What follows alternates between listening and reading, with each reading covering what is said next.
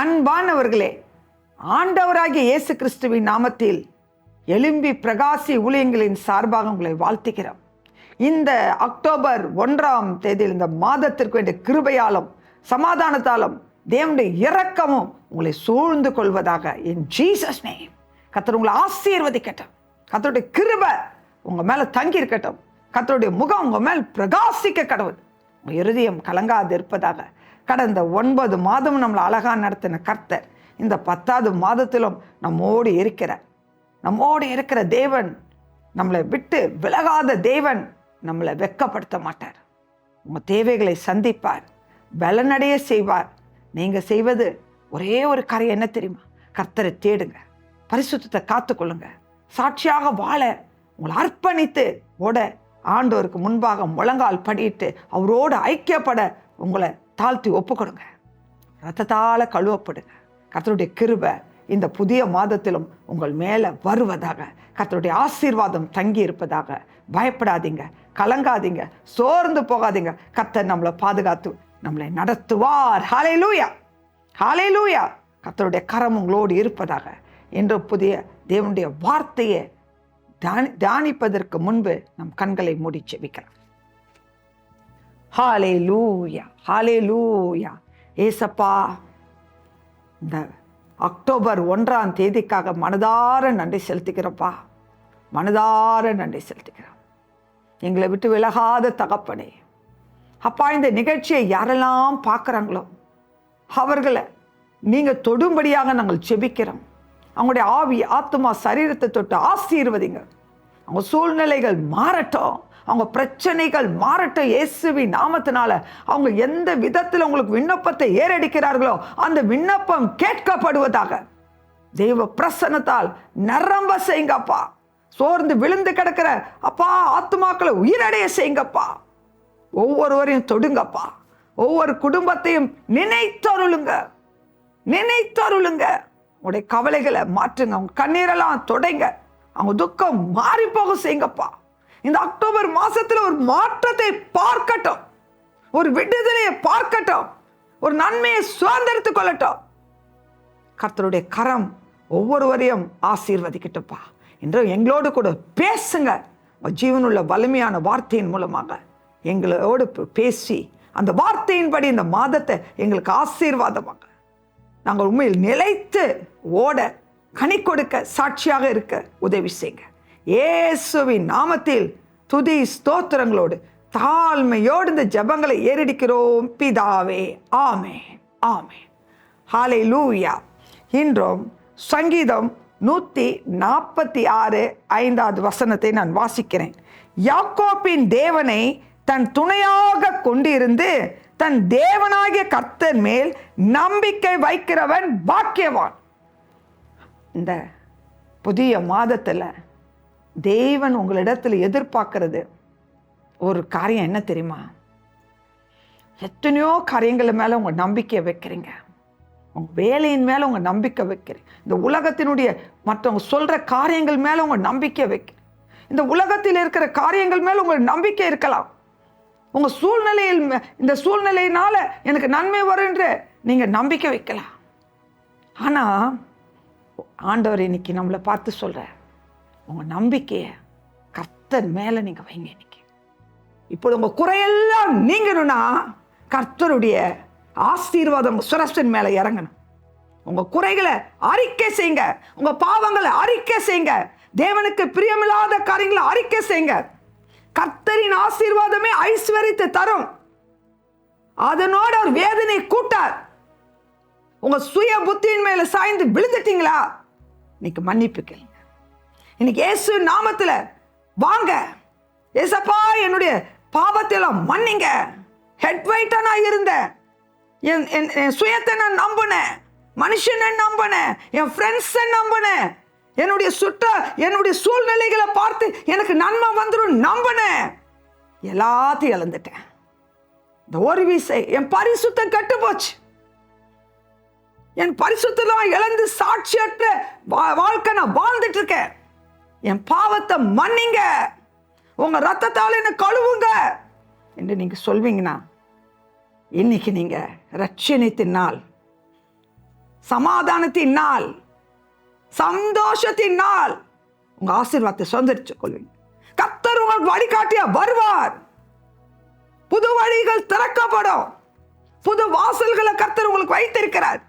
புது நன்மைகளை வைத்திருக்கிறார். அது தடைப்பட்டு கொண்டிருக்க காரணம், அதனுடைய ஆசீர்வாதத்தை சுதந்திரிக்க முடியாதபடிக்கு இருக்கிற காரணம் உங்க நம்பிக்கை வேற யார் மேலே இருக்கிறது. உலகத்தின் மேல உங்க நம்பிக்கை இருக்குமானா நீங்க ஆசீர்வாதத்தை சுதந்திரிக்க முடியாது. கர்த்தரை நம்புவீங்கன்னா முழங்கால் படிக்கிறீங்க. இன்னைக்கு கர்த்தர் உங்களை ஆசீர்வதிக்க விரும்புகிறேன். இந்த தருணத்தை விட்டுடாதீங்க. இந்த நாளை விட்டுடாதீங்க. இந்த 9 மாதமும் நீங்க செய்த எல்லா காரியங்களும் தேவன் காண்கிறவராக இருக்கிறார்.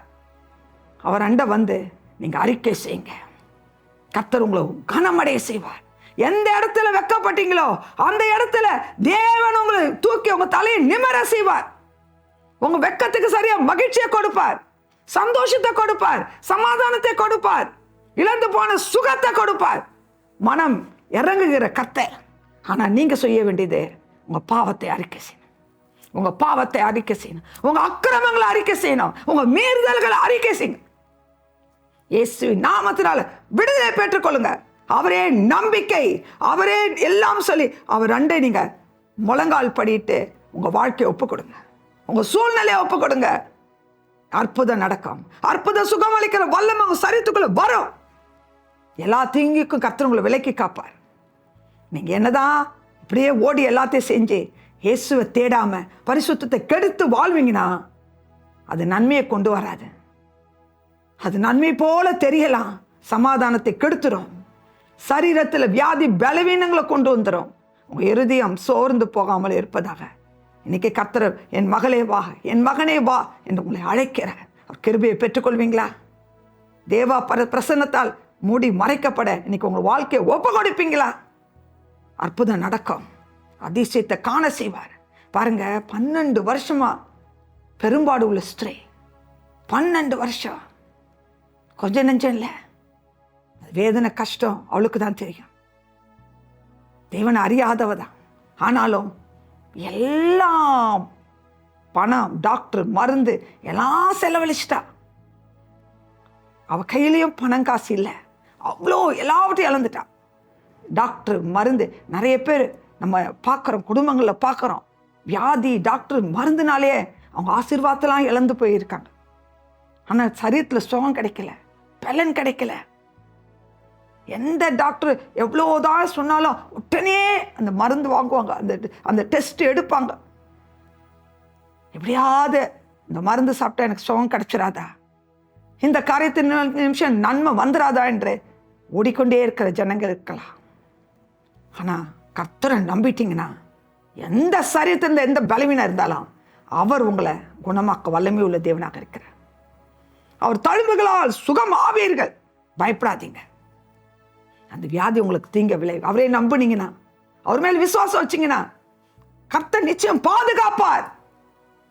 உங்களை தூக்கி எடுப்பார். உங்களை இருதயம் கலங்காது இருப்பதாக. பாருங்க, இந்த பெரும்பாடு உள்ள ஸ்திரீ எல்லாவற்றையும் இழந்துட்டா. ஆனால் என்ன நடந்துச்சு? அவளுடைய சூழ்நிலை கடைசி நேரத்தில் ஆண்டவரை கேள்விப்படுறா, ஏசப்பாவை கேள்விப்படுறா. அவர் சுகமாக்குவார், அவர் மூலம் சுகம் உண்டுன்னு கேள்விப்படும்போது அவளுடைய அந்த சூழ்நிலை, அவள் பெரும்பாடு உள்ள ஸ்திரீயா இருக்கிறபடியால் அதனுடைய கிரியைகள்னால அவள் டைரக்டா போய் ஆண்டவர்கிட்ட பேசக்கூட பயப்படுறா. அவர் முகத்தை பார்க்க பயப்படுறா. அவளுக்குள்ள ஒரு பயங்கரமான ஒரு விசுவாசம் வந்தது, ஒரு நம்பிக்கை வந்தது. இவரிடத்துல போனா எனக்கு சுகம் கிடைக்கும். சொல்ல என்ன விசுவாசம் வருது பாருங்களேன்.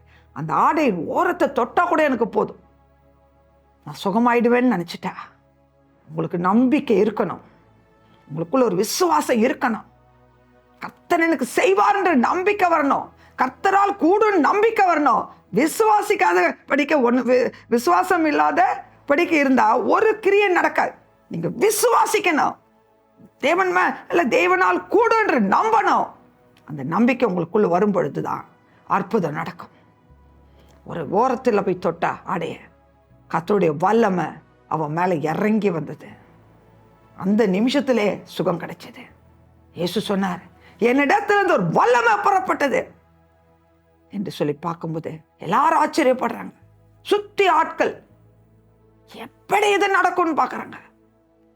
அப்போதான் சொல்கிறேன், அந்த ஸ்திரீ அப்போ அந்த வல்லமை, தேவனுடைய வல்லமை யாருக்கு தேவைப்படுதோ அங்கதான் போகும். எல்லாருக்கும் வராது. நான் சும்மா இருந்தால் எனக்கு வல்லமை வரட்டும்னு நினைக்கணும், வராது. சும்மா நான் பக்கத்தில் இருந்தால் ஆண்டவர் பக்கத்தில் நின்னாலும் வராது, ஆண்டவர் வந்தாலும் வராது. விசுவாசிக்கணும், நம்பணும், அற்புதம் நடக்கும். அந்த ஸ்திரீக்குள்ள அந்த விசுவாசம் இருந்ததுனால கர்த்தர் சுகம் கொடுத்தாரா, விடுதலை ஆயிட்டா, தேவனாம் மகிமைப்பட்டது. அவளுக்கு அற்புதம் நடந்தது, அற்புதம் நடந்தது. ஆண்டவர் அற்புதத்தை செஞ்சார். எனக்கு அருமையானவர்களே, கர்த்தருடைய கிருபை இன்னைக்கு இந்த காலை வேளையில உங்க மேலே இறங்கி கொண்டுதான் இருக்கு. தேவனுடைய கிருபையை பெற்றுக்கொள்ளுங்க, தேவனுடைய சுகத்தை பெற்றுக்கொள்ளுங்க, நம்பிக்கை வைங்க. இழந்த ஆசீர்வாதம், இழந்த தொழிலில் இருக்கிற அந்த தடையெல்லாம் உடையும். உங்களுக்கு புது வாழி, புது பிஸ்னஸ், புது காரியங்களை உங்களுக்கு ஆண்டவர் கொடுப்பார். பரிசுத்தமாக வாழுங்க, சாட்சியாக இருங்க. இந்த மாதம் முழுதும் கர்த்தருடைய கரங்களோடு கூட இருந்து வழி நடத்துவதாக. கர்த்தர் உங்களை எல்லா திங்குக்கும் உங்களை காப்பார். கர்த்தர் உங்களுக்கு போக்கையும் வரத்தையும் முதற்கொண்டு என்றென்றைக்கும் உங்களை காப்பார். கிருபையாக கர்த்தர் உங்களை நடத்துவாராக. கர்த்தர் உங்களை ஆசீர்வதிப்பாராக. ஆமேன். ஜெபம் பண்ணுமா? ஹல்லேலூயா. அன்புள்ள இயேசு சுவாமி, இந்த வார்த்தையின்படி கர்த்தர் மேல இன்னைக்கு யாரெல்லாம் நம்பிக்கை வைக்கிறார்களோ அவங்கள ஆசீர்வதிங்க.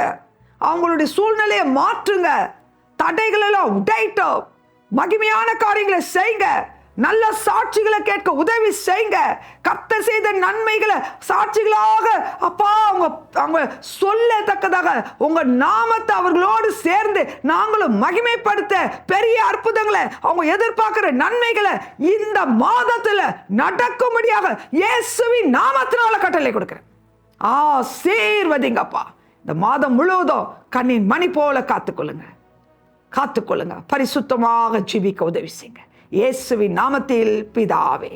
ஆமென். ஆமென். God bless you.